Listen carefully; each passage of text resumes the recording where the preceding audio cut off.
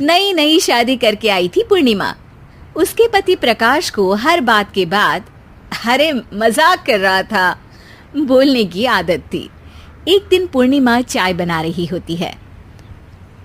सुनो ना, ये मसाला चाय में सच में अगर मिर्ची, नमक, प्याज, लहसुन वगैरह का पेस्ट मिला दे तो चाय मसालेदार हो जाएगी ना। अरे आप कुछ भी मत बोलिए। अरे मजाक कर रहा था। प्रकाश कभी कभी मजाक करता था, लेकिन कई बार उसका मजाक ऐसी बात के साथ आता जिसको सुनने के बाद किसी को मजा तो नहीं पर गुस्सा जरूर आ जाता।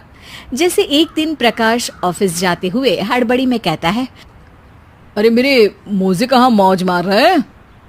अभी लाई। पूर्णिमा प्रकाश को मोजे लाकर दे देती है। अरे मेरी फाइल कहाँ है? मैं लेट हो रहा हूँ। रुकिए अभी लाई। फाइल भी आ जाती है। अरे वो टिफिन तो ला दो, कितना लेट करवाओगी? एक तो सामान इधर उधर पटक देते हो, मुझे ढूंढ के लाना पड़ता है, फिर मुझे कहते हो कि लेट हो रहा हूँ। अरे जल्दी जल्दी हाथ चलाओ ना। 8 हाथ नहीं है मेरे, 2 ही है। ऑक्टोपस दिख रही हूँ क्या? हाँ ठीक है, जाओ जल्दी से टिफिन लेकर आओ। 2 हाथ तो है ना, उन्हीं का ठीक से इस्तेमाल कर लोगी तो लेट नहीं होऊंगा मैं। पूर्णिमा टिफिन लेकर आ जाती है। वैसे तुम थक जाती होगी ना इतना सब काम करके। हाँ और नहीं तो क्या।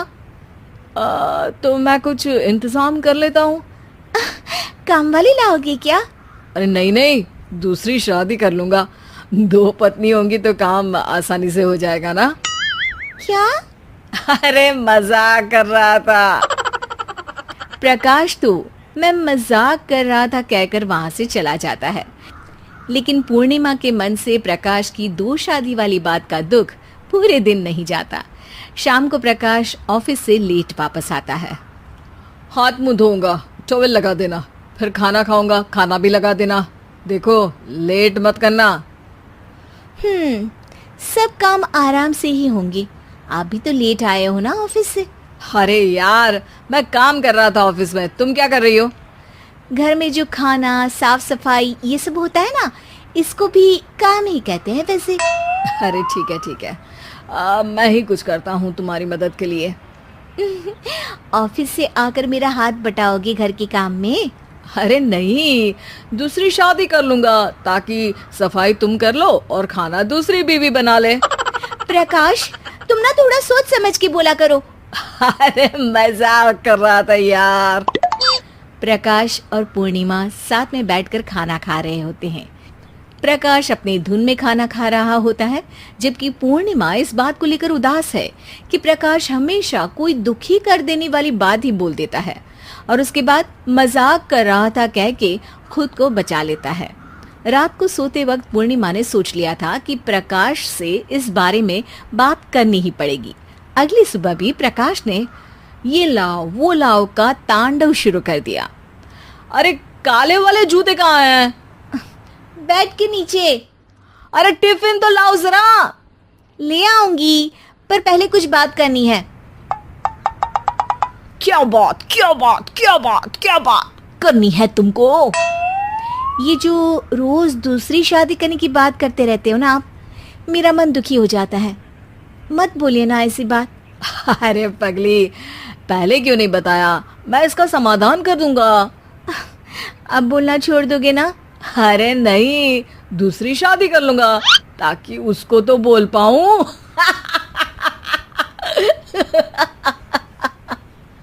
उफ़ो, तुम कभी नहीं सुधरोगे। अरे मजाक कर रहा था।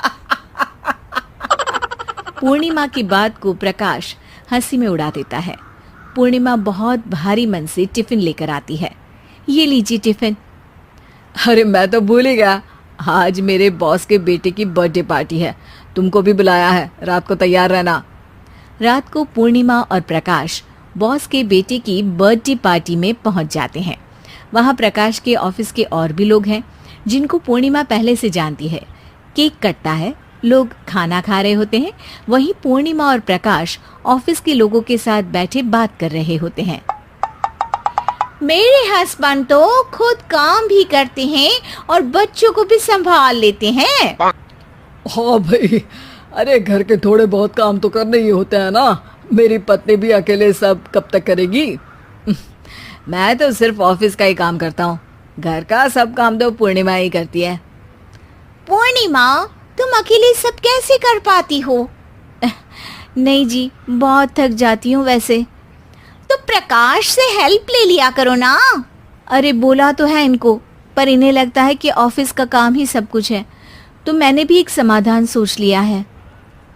अच्छा, क्या पूर्णिमा, घर में काम वाली बाई रखोगी क्या? अरे नहीं, दूसरी शादी करूंगी ताकि एक हस्बैंड ऑफिस का काम कर ले और एक मेरे घर में मदद कर ले। पूर्णिमा की बात सुनते ही सब कुछ सांप सूंघ जाता है और प्रकाश के मुंह से तो केक का टुकड़ा गिर जाता है। अरे क्या बोल रही हो?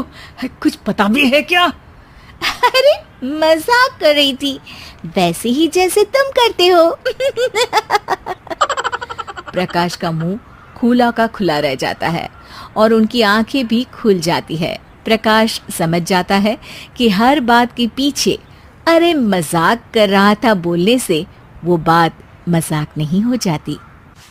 किशन और मोहन दो जिगरी दोस्त थे। दोनों ही साथ पले बड़े और साथ ही पढ़ाई लिखाई भी की, लेकिन स्कूल के बाद दोनों अलग हो जाते हैं। मोहन, हम दोनों आज अलग हो रहे हैं, लेकिन आज से ठीक 20 साल बाद इसी चौराहे पर मिलेंगे।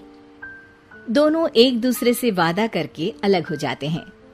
किशन दूसरे शहर में आगे की पढ़ाई करने चला जाता है, तो मोहन अपने पिता के साथ उनकी दुकान में हाथ बटाने लगता है। पिताजी, मैं भी किशन की तरह दूसरे शहर में पढ़ने जाना चाहता हूँ। उसके पिता एक शराबी इंसान थे। अरे बेटा, तू क्या करेगा शहर जाकर? अरे पढ़ाई करने के बाद किसी की ऑफिस में नौकरी है ना। अरे वो तुझसे ढेर सारा काम करवाएगा और बदले में 4 अठन्नी पकड़ा देगा। तो राजा है राजा, अपनी दुकान में बैठ बच्चा। पर पिताजी, ये गल्ला तोलना मुझे अच्छा नहीं लगता। अरे इसी गल्ले को तोल तोल कर तो मैंने तुझे पढ़ाया लिखाया, इस लायक बनाया, और आज तुझे ये गल्ला तोलना अच्छा नहीं लगता। ये बोलकर वो मोहन को एक जोर का थप्पड़ लगा देते हैं। मोहन को थप्पड़ से गुस्सा आ जाता है और वो घर छोड़कर चला जाता है। 1-2 दिन भूखा रहने के बाद मोहन को पिता की बात याद आती है। ऐसा कौन सा काम है जिसमें खुद के लिए मेहनत करना और ज्यादा से ज्यादा पैसा हो? वो सोच में पड़ जाता है कि तभी उसे घोड़ों की आवाज आती है। वो एक पेड़ के पीछे छुप जाता है और जहां देखता है कि डाकू कैसे एक चादर फैलाते हैं और उसमें ढेर सारे सोने के गहने डाल देते हैं। डाकुओं का सरदार बोलता है, चलो, एक दिन मेहनत की, अब बाकी के महीने राजा बनकर गुजारेंगे। सारे जोर जोर से हंसकर वहां से निकल जाते हैं। अरे वाह, ये तो सच में बड़ा ही अच्छा बिजनेस है। फिर क्या था, मोहन ने छोटी मोटी चोरी का काम शुरू कर दिया। कभी किसी की चेन खींच लेता तो कभी किसी की पॉकेट मार लेता। उसे इस काम में मजा आने लगा। वाह, ये तो अच्छा काम है। पिताजी ठीक कहते थे, कुछ नहीं रखा पढ़ाई लिखाई में, सारा वक्त पढ़ो, फिर किसी और के लिए काम करो, और महीने के अंत में वो पकड़ा देगा 4 अठन्नी। ना बाबा ना। धीरे धीरे समय बीतता जाता है और मोहन जाना माना चोर बन जाता है। लोग उसके नाम से कांपते और कोई भी पुलिस वाला उसे पकड़ ही नहीं पाता। सभी उसका चेहरा पहचानते, लेकिन वो कहाँ रहता है ये किसी को पता न था। फिर एक दिन वो भी आ जाता है जब मोहन को किशन से मिलने का दिन याद आता है। ओह, 20 साल बाद आज ही का दिन है जब मुझे अपने यार किशन से मिलना है। और फिर वो उस शहर में जाता है और चौराहे में खड़ा हो जाता है। काफी समय तक वो अपने दोस्त का इंतजार करता रहता है, लेकिन वो नहीं आता। मैं भी पागल हूँ, किसे 20 साल पहले की बात याद होगी। कुछ देर इंतजार करने के बाद वो वहां से जाने लगता है कि तभी सामने 2 पुलिस वाले आ जाते हैं और उसे गिरफ्तार कर लेते हैं। मोहन को आश्चर्य होता है कि उन लोगों को मोहन का पता कैसे चला। अब सुनो, तुम लोगों ने अब मुझे पकड़ ही लिया है, तो क्या मैं जान सकता हूँ कि तुम लोगों को ये कैसे पता चला कि मैं यहाँ आने वाला हूँ? उसमें से एक पुलिस वाला मोहन को एक लेटर देता है।